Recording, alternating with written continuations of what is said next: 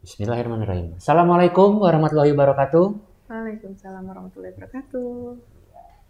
Kembali lagi di podcastnya Kanwil JPB Provinsi Jambi dalam Dakocan Series, diskusi asik kolaboratif bareng Ican.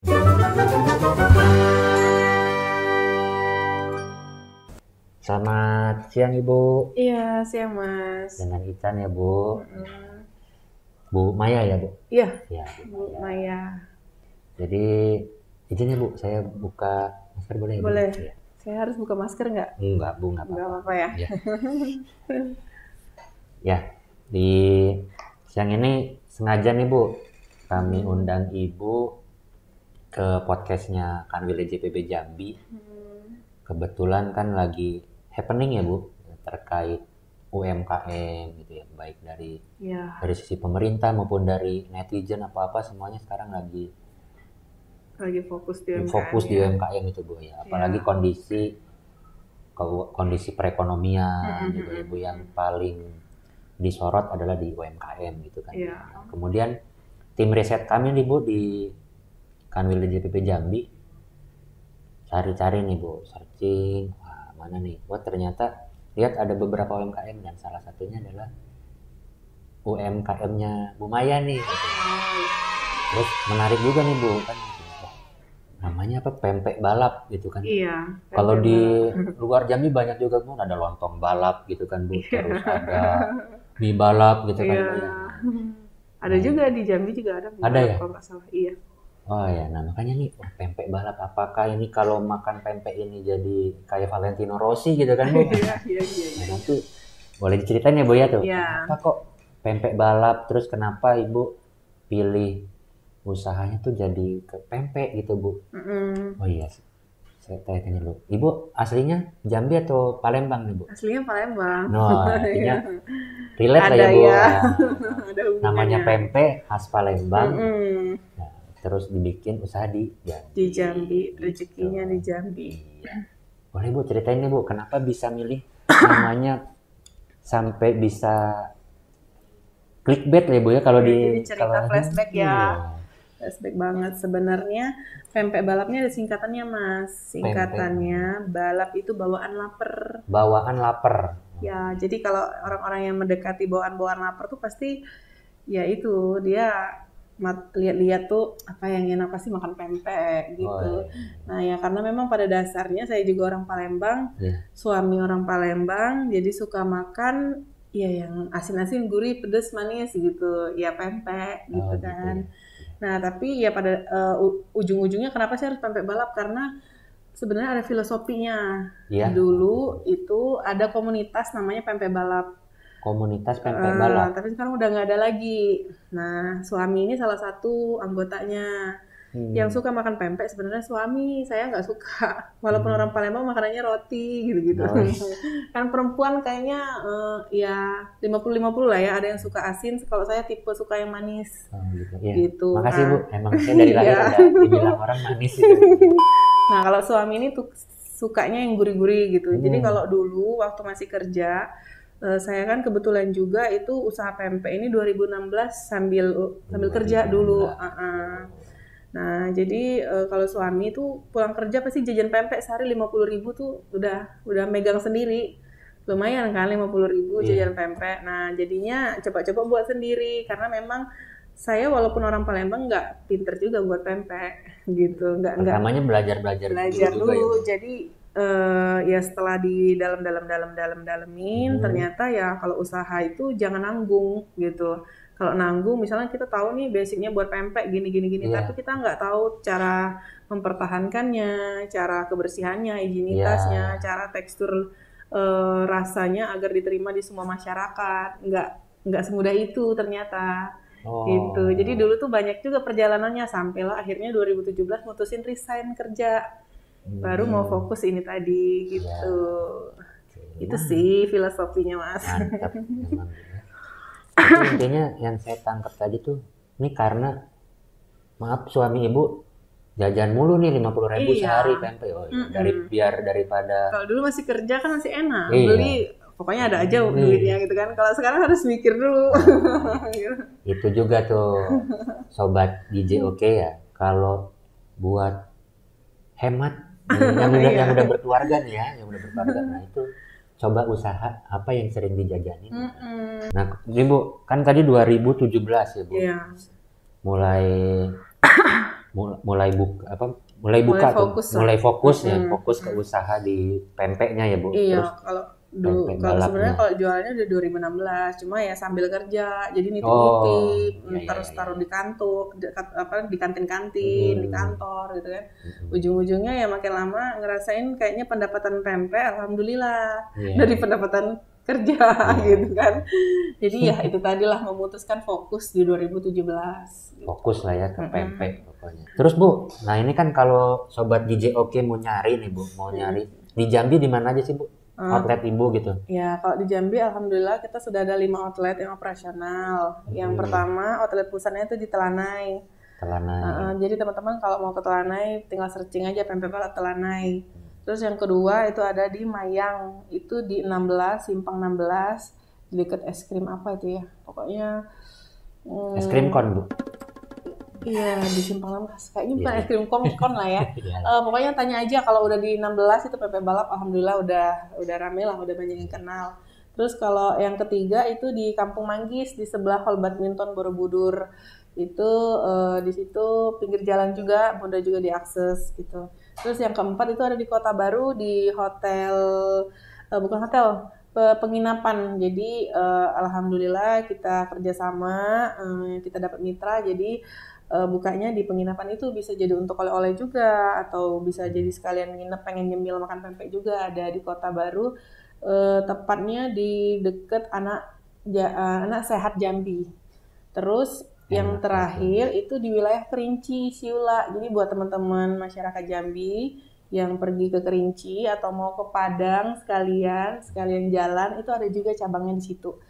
Jadi kalau mau cari info lanjutnya boleh kontak di IG kita juga ya, Pempek Balap Jambi. Nah, IG-nya Pempek Balap Jambi. Nah, gitu. Nah Bu, tadi kan sempat dengar ini bisa jadi oleh-oleh gitu kan Bu. Kan kalau yang saya tahu ya Bu, ya langsung makan gitu kan Bu, lapar makan karena kan bawaannya lapar nih Bu. Nah ini biar bisa itu nggak akan, maksudnya nggak akan jadi basi gitu atau apa? Nah alhamdulillah pempek kita ini kan jadi seiring waktu berjalan itu kita belajar juga tentang cara mempertahankan ketahanan produk. Nah jadi salah satunya di pempek balap ini dia bisa tahan di kayak gini nih. Kalau kondisi beku itu dia bisa tahan 3-4 hari. Jadi kalau mau dibawa ke Jabodetabek, kayak Kalimantan yang kota, kayak pokoknya wilayah yang mudah diakses 2-3 hari itu aman. Jadi jangan khawatir teman-teman semua. Jadi pas sampai tinggal simpen di freezer, tahannya 3 bulan, atau langsung digoreng habis untuk dimakan.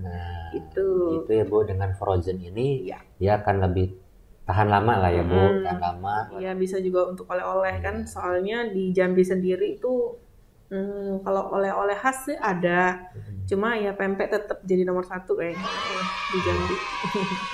Jadi kayak buat yang di e-commerce itu tuh Bu, kayak di Shopee dan lain-lain, itu yang biasanya yang dijual yang frozen ini Bu? Iya, kalau di Shopee itu ada 2, jadi dia ada yang frozen, ada yang retort namanya, retort sterilisasi. Jadi kalau yang wilayah Jawa itu kan nggak tahan nih, ini ya nggak cocok. Jadi dia pakai kemasan satunya lagi, ada namanya kemasan sterilisasi retort pack. Jadi ya kebetulan juga nggak dibawa tadi karena ada ini, tapi dia benar-benar kemasan khusus sterilisasi. Dia kayak kemasan aluminium lah, tapi agak lebih tebal.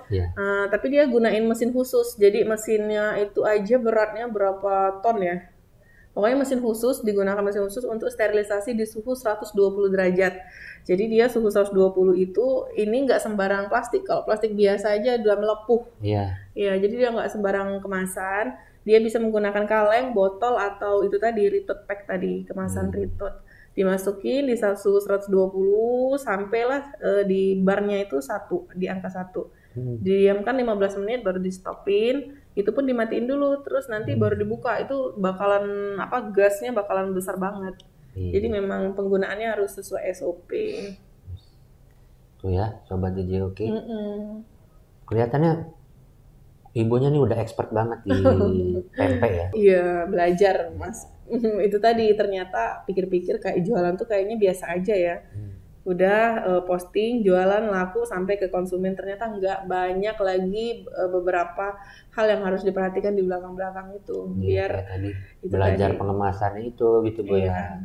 ya. Ini Bu belajarnya dari mana sih Bu? Kalau boleh tahu Bu. Nah, kalau sebenarnya sih otodidak, Mas. Nah, jadi aku tuh sempat berpikir gini, dulu kenapa sih aku resign kerja itu harus jualan pempek, ya kan? Ya, Sedangkan banyak teman-teman tuh yang menilai kalau pempek itu kan makanan pasar ya, makanan pasar, makanan tradisional yang kalau jualan tuh kayaknya agak ada sedikit malu gitu. Jualannya ya nggak bergengsi lah, kecuali butik atau apa ya. gitu kan ya, masih bergengsi. Nah terus aku berpikir bahwa nggak semua usaha atau nggak semua perdagangan yang kita jalankan itu harus sesuai impactnya masyarakat atau sesuai pikirannya mereka. Jadi aku buat kalau jualan pempek pun harus smart, harus pinter gitu, Iya. harus bisa kemana-mana. Alhamdulillah kemarin diundang untuk pameran ke Aceh, terus pameran ke Jakarta. Jadi pempeknya udah jalan-jalan gitu. Alhamdulillah. Jadi ya walaupun jualan pempek, bayangin aku bawa pempek itu di bagasi pesawat mondar-mandir, cuma jualan pempek lewat pesawat gitu kan, suatu kebanggaan tersendiri Wis, gitu Mas. mantap. Iya. Luar biasa Bu. Nah, Bu Maya nih luar biasa pokoknya. Ini Bu, kalau tadi lihat wah, kan pasti nanti Sobat Hijau itu wah artinya omsetnya besar dong gitu ya. Nah, kalau boleh tahu nih Bu, kan ya udah jalan nih Bu ya, udah sampai sekitar 5 tahun lah ya Bu ya. Ya, fokusnya sih di sini, semenjak di sini 2018 akhir. 2018 baru fokus di Jambi ya Bu. Fokusnya di Jambi. Ya 4 sampai 5 tahun ini nanti punya ini nggak sih Bu, apa ke depannya nih buat ngembangin lagi gitu Bu. Ya. Kira-kira rencananya tuh apa gitu Bu? Kalau pengembangan usaha pasti ada Mas. Alhamdulillah juga kita punya visi dan misi yang memang benar-benar udah kita susun rapi. Yang ya salah satunya itu untuk nambah lapangan pekerjaan untuk masyarakat, terus mensejahterakan karyawan yang sudah ada, terus mensejahterakan keluarga juga, mensejahterakan lingkungan sekitar. Jadi pengennya itu ya kalau pempek balap ini bisa sukses, teman-teman lingkungan sekitar pun bisa ikutan sukses dan sejahtera sama-sama gitu.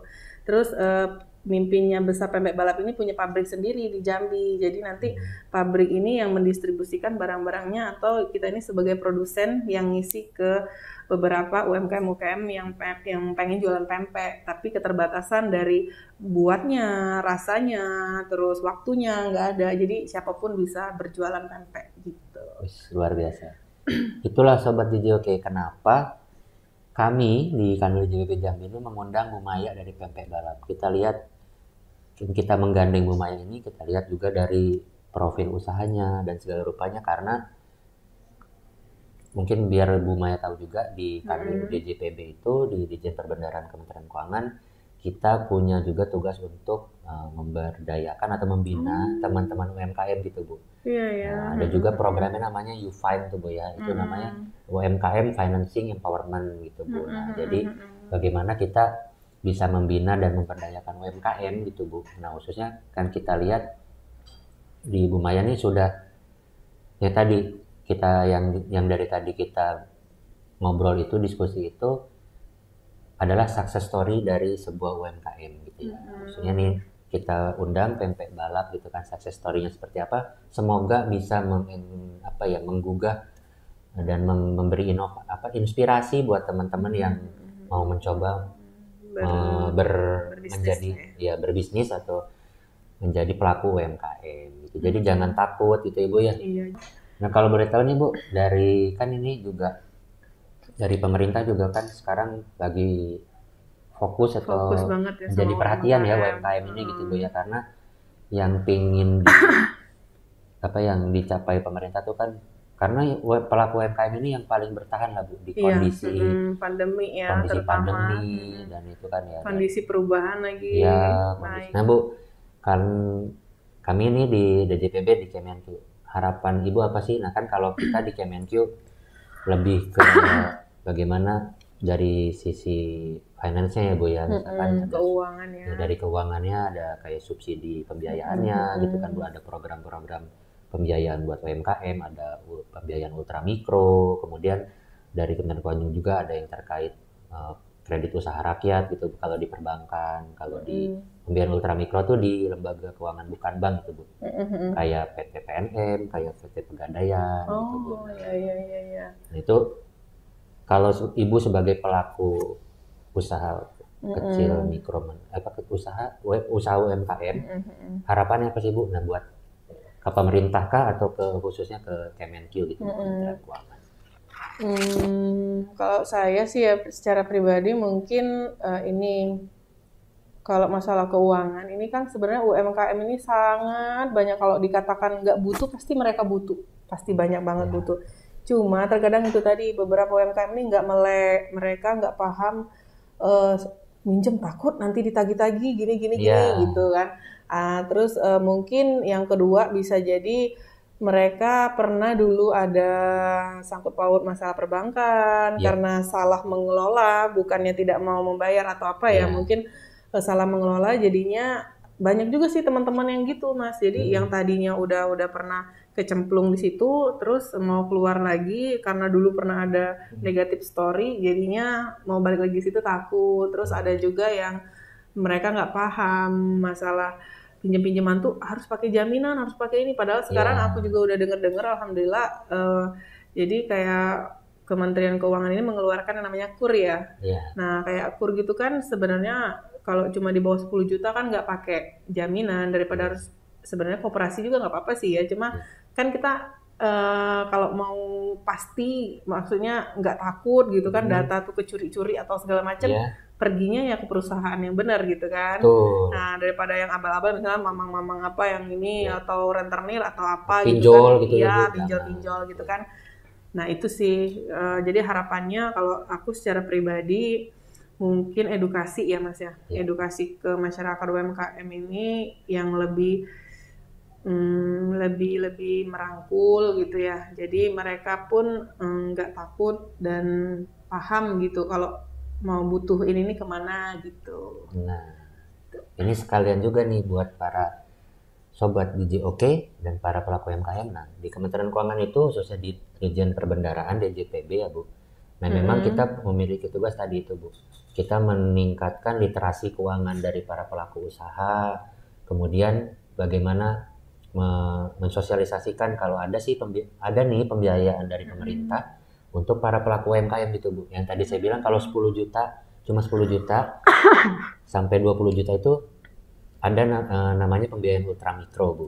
Itu tidak usah ke bank gitu. Karena memang tujuannya pembiayaan ultramikro ini buat para pelaku usaha yang belum bankable gitu Bu. Belum bankable itu ya tadi. Nggak paham ya sama belum perbankan. Terus belum punya juga misalkan yang untuk dijaminkan gitu Bu sebagai agunan. Nah itu bisa mengakses atau mengambil pembiayaan ultramikro itu di PT Pegadaian, di PT PNM atau juga di koperasi-koperasi gitu Bu. Koperasi-koperasi juga itu ada yang sebagai linkage gitu ya Bu, linkage untuk penyaluran pembiayaan ultramikro gitu. Itu bisa juga misalkan dia kelompok usaha nih Bu, itu bisa misalkan bersepuluh itu ngajuin ke pembiayaan ultramikro tadi 20 juta maksimal. Nah itu bisa gitu. Nanti selanjutnya nanti ada tim lebih expert Bu di DJPB Jambi, DJ Oke ini nanti untuk bagian itu ya. Iya nanti bisa. Itu yang memang sampai saat ini masih kita berjalan terus kita laksanakan.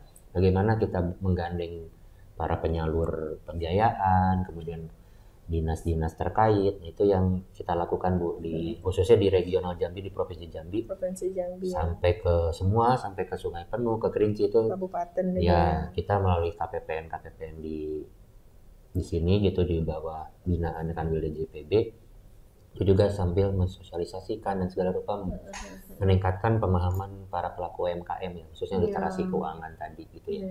Nah gitu kita bisa tahu juga tuh kan selain ada success story, ternyata dari sisi sudut pandang para pelaku UMKM itu kenapa selama ini misalkan mereka kekhawatirannya tinggi gitu ya.